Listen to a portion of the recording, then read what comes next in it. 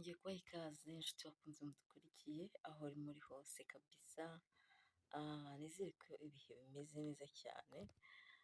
Uyu munsi rero tugiye kurebera hamwe ku kibazo umuvandimwe burya aba ari umuvandimwe kandi mwese muri abavandimwe, siko bimeze? Hari uwo wahita avuga ati bwo wenda avuze umuvandimwe we, oya ntabwo ari umuvandimwe wanjye wo mu maraso, abantu bose ngiye mbafata nk'abavandimwe. Yarabajije ngo ni iyihe mpamvu ituma umugore wanjye arakaraba pe, ariko iyo tugiye kubonana rwose mba numva harimo impumuro mbi kandi namubwiye ngo nakarabe. Iki kibazo rero kiri ahantu henshi kiri ahantu henshi, usanga akenshi na kenshi ingo nyinshi zirababaye kandi zibabajwe n'ako kantu. Iyo umugabo agiye kukurongora cyangwa mugiye gukora imibonano mpuzabitsina ariko akumva harimo agahuyu, biramubabaza cyane. Ariko kandi inshuro nyinshi nagiye mbivuga, hari n'ubwo umuntu ahumura nabi, nk'uyu nguyu yaravuze ati mba namubwiye ngo nakarabe kandi kuko ngo aba yakarabye, ahubwo ntabwo nawe ubwe azi ahantu bituruka. Narababwiye hari ubwo umuntu aba arwaye, sibyo? Akenshi abagore bakunda kurwara ama-infection, za telekomonasi, utuntu nk'utwo, ntiduhite dutunguka inyuma ngo uhite ubibona, ariko bikaba birimo. Ibyo bikaba byaguteza impumuro mbi cyane mu gitsina idashiramo. Icyo gihe rero ikintu ukora urabanza ukivuza izo ndwara. Ese wa mugabo we, uwo mugore wawe ntabwo yaba afite iyo ndwara imwe muri izo? Ese niba atayifite yagerageje gukoresha ibyo namubwiye?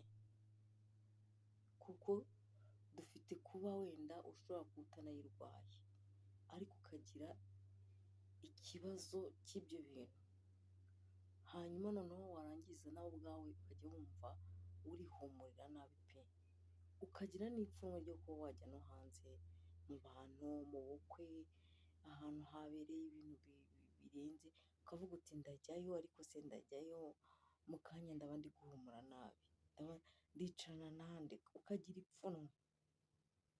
Icyo gihe rero usanga nyine bigomba kuvurwa bihereyemo imbere. Imbere fasiti ni amazi, mw'abagore mwe. Narababwiye amazi ni ukuri kw'Imana, mwa babyeyi mwe, mwa bakobwa mwe, bakuru banjye, barumuna banjye se, ba mama wanjye se, ni ukuri kw'Imana buriya umugore ni amazi, ntibazakubeshye. Ngo hari n'ikindi, oya, iyo unywa amazi menshi aragenda arakoza, akamanura iriya myanda yose ukanyara. Uzabicunge iyo unywa amazi menshi uranyaragurika. Iyo unyaragurika rero niko bya byanda biba biri mu nda biba bisohoka. Reka tubyite mu nda cyangwa se tubyite mu nzira, biba bisohoka. Iyo bisohoka biba bisohoka nyine, nawe urabyumva. Hashira igihe ni ukuri ukumva urahumura neza. Uwo mugore wawe mubwire anywa amazi menshi fasiti, imbere y'ibindi byose nabanza anywa amazi menshi, ayanywe pe, yihe ku munsi. Ajya avuga ati ku munsi nzajya anywa amazi angana gutya, ayanywere rimwe. Kandi tuvuge wenda abantu tubabwira ngo banywe amazi, ntibazajye, hari ukuntu umuntu yumva ngo kunywa amazi agahita yumva yuko akwiriye gufata amazi mu gihe ari kurya, akakunywa agakombe ngo yanyweye amazi. Ntabwo ari amazi tuvuga, ntabwo ariyo tuvuga, ni ukuri. Amazi tuvuga ni amazi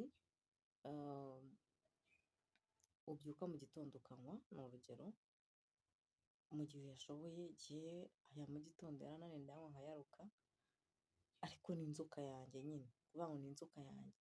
Hari nawe ushobora kuba wayanywa bigakunda, ntabwo abantu twese duteye kimwe.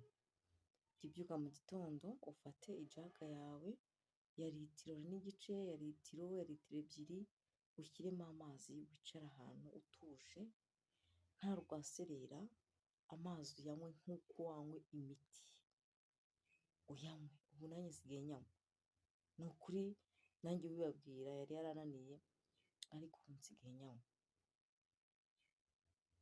Kubw'impamvu runaka ushaka kugeraho ugomba gukora ibyo ushaka, ibyo ugira. Mbese ubwo urumva niba umugabo arinze kubaza icyo kibazo, urumva atari ibintu byamubangamiye muri we, byamubangamiye.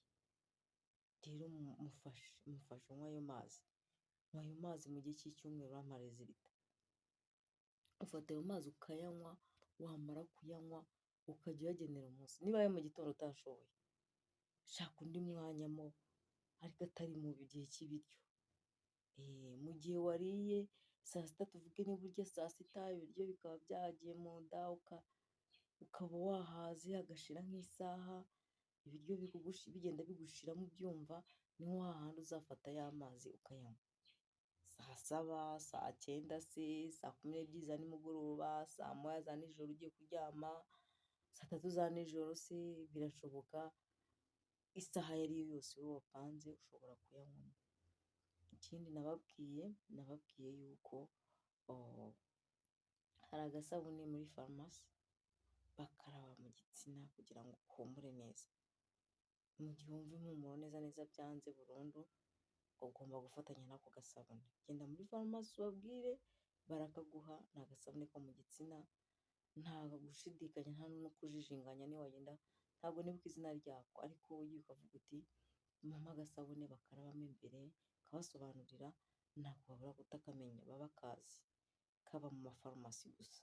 Genda ukagure, ukarabe, ujye ukaraba nimugoroba mu gihe ugiye guhura n'umugabo wawe. Kaba keza cyane, gahumura neza cyane. Gasabune ka Savorikide keza cyane, k'abamama. Reka mujye mwibuka ko buriya ziriya ntanga birirwa babasukamo nazo zigira impumuro mbi iyo zimaze umwanya zirimo imbere utazi kuzikaraba. Hariho abantu batazi gukaraba, bafata amazi bakarenzaho inyuma, ariko batazi gukaraba mo imbere mu gitsina. Ubwo rero nk'umuntu utazi gukaraba mo imbere mu gitsina, afashwa na bya bindi nababwiye, wa mutu, wa mushishiro, ukawufata, ugafata ikibumbe cyawo ukacyoherezamo, kikagenda kigakuramo ibyo byanda byasigayemo, cyangwa se ibyo bintu bidafite akamaro biri guhumura nabi, bituma uhumura nabi, ukanawunywa. Ibyo n'abantu buriya, reka nkubwire, iyo ushaka kugira ubuzima bwiza ukurikiza inama za muganga.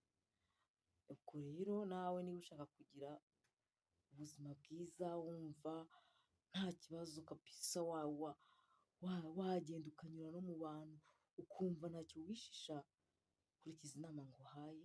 Izo nama nguhaye ndabizi nuzikurikiza zizakugirira akamaro. Imana ikomeze ibahe umugisha, ikomeze ibandebere icyoroshye. Uwo mubyeyi watubajije, uwo mupapa, ni ukuri izo nama mbahaye nuzibwira umugore wawe cyangwa se ukamufasha ino videwo, zizamufasha kandi nawe zizagufasha. Uzajya wishimira urugo rwawe, nawe arwishimire. Buriya umuntu ari nzabaza icyo kibazo, ni uko aba yarambiwe, yaremerewe. Bivuze ngo rero niba uri umugore ufite ubwenge, bikurikiza. Sawa, bye.